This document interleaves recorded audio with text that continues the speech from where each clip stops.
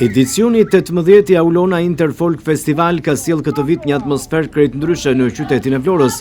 Ndryshe nga vitet e mëparshme, festivali nuk është kufizuar vetëm në skenat tradicionale artistike, por ka zbritur mes qytetarëve, duke pushtuar rrugët, sheshet dhe pedonalen e qytetit bregdetar. Për disa orë me radhë, Vlora është kthyer në një skenë të hapur folklori, ku tingujt, vallet dhe kostumet shumë ngjyrshë nga vende të ndryshme të botës kanë tërhequr vëmendjen e qindra qytetarëve dhe turistëve.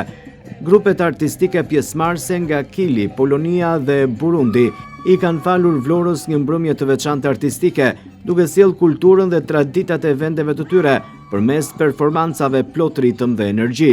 Atmosfera festive u krijuar përgjatë lungommarrjes dhe në disa nga sheshet kryesore të qytetit, ku kalimtarët ndalonin për të ndjekur nga afër performanca spontane të artistëve.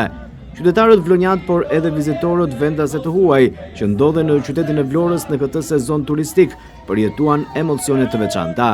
Tingujt folklorik latin të grupit nga Kili, ritmet afrikane të artistëve nga Burundi dhe eleganca tradicionale e ansamblit polak krijuan një kombinim unik kulturash, duke sjellë një spektakël të rrallë në qytetin bregdetar.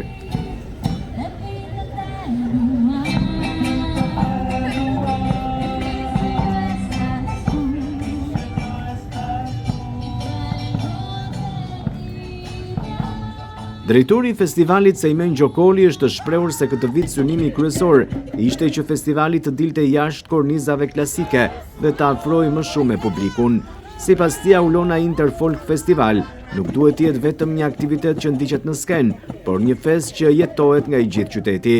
Në performancet e së premtes morën pjesë grupet artistike nga Kili dhe Burundi, të cilët së bashku me ansamblin nga Polonia krijuan një trio të jashtëzakonshme folklorike. Ata u ndoqën nga shumë qytetarë.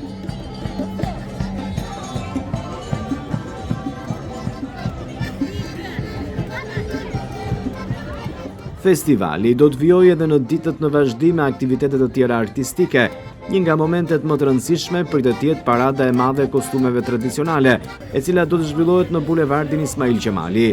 Më pas do të nisë edhe nata e parë konkurruese në skenën e ngritur pranë sheshit dhe stadiumit flamurtari, ku grupet pjesëmarrëse do të prezantojnë traditat dhe folklorin e vendeve të tyre përpara publikut vlonjat.